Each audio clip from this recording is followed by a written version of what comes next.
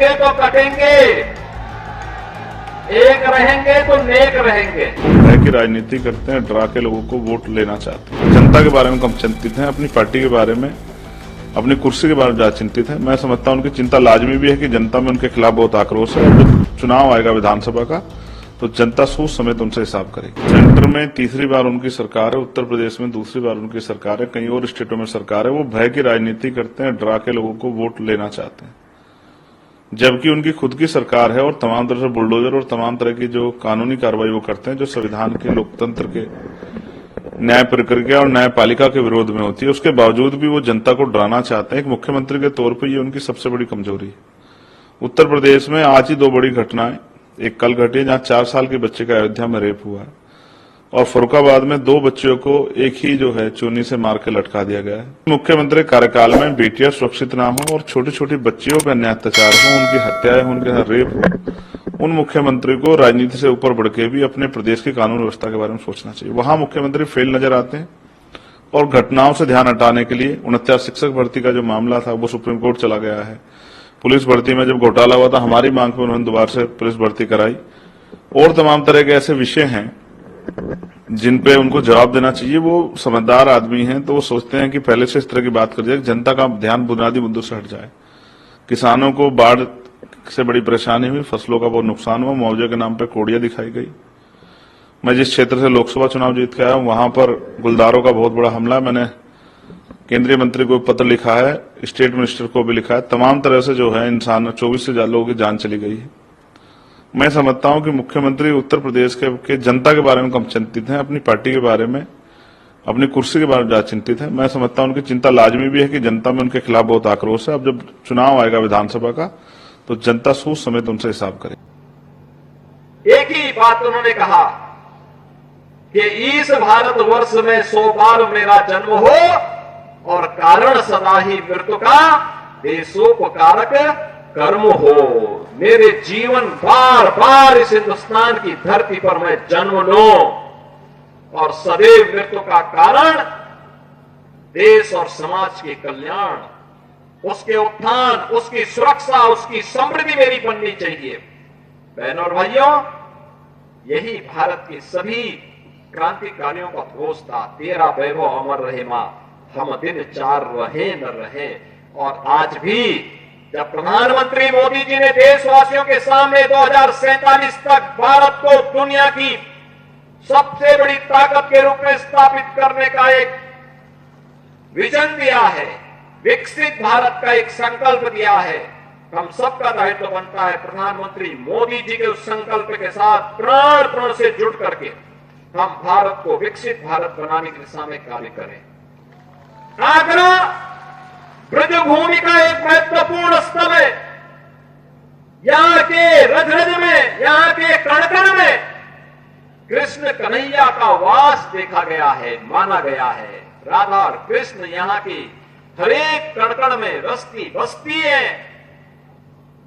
यहां कला है, यहां विश्वास है, यहां आस्था है, यहां समर्पण है।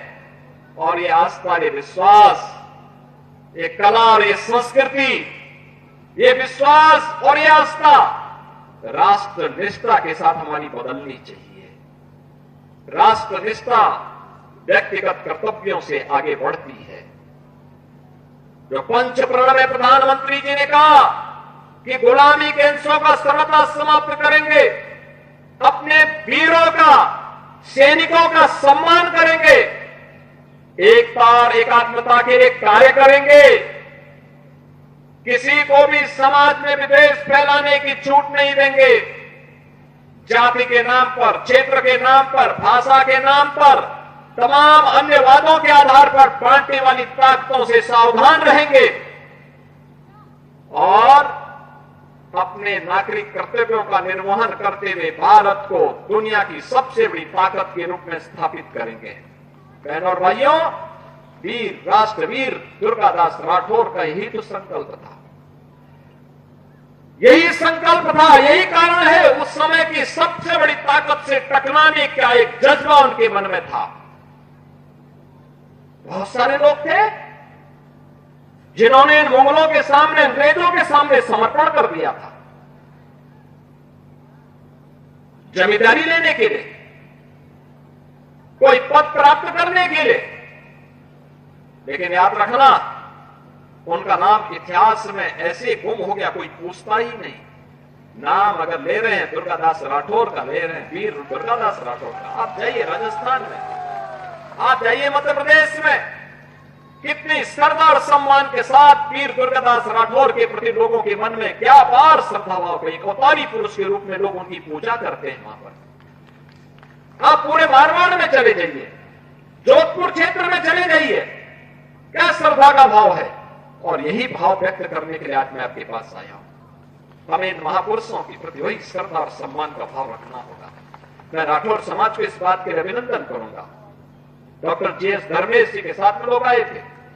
मेरा प्रयास था कि मैं 13 तारीख को यहां पे आऊं, लेकिन हर घर तिरंगा कार्यक्रम के एक बड़े अभियान में प्रधानमंत्री जी के आह्वान के साथ जुड़े होने के नाते उस समय नहीं समय निकाल पाया। लेकिन मैंने कहा कि जाऊंगा तो जरूर जाऊंगा, क्योंकि लगता है 10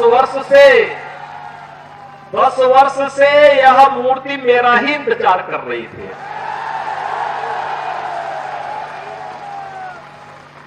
देखो, उनकी कृपा तो मुझ पे आ गई कि 10 वर्ष से मूर्ति इंतजार कर रही थी, और मुझे भी समय कम मिला जो हमारा सबसे पावन दिन है, जिस दिन कृष्ण कन्हैया आए थे। तो कृष्ण कन्हैया का जन्म हो रहा है। हम राष्ट्रवीर दुर्गादास राठौर को आगरा में उनकी भव्य प्रतिमा का लोकार्पण के कार्यक्रम के साथ जुड़ रहे हैं। बहनों और भाइयों, राष्ट्र से बढ़कर के कुछ नहीं हो सकता, कुछ नहीं हो सकता। और राष्ट्र तब सशक्त होगा जब हम एक रहेंगे, नेक रहेंगे, तभी नेक रहेंगे। बटेंगे तो कटेंगे।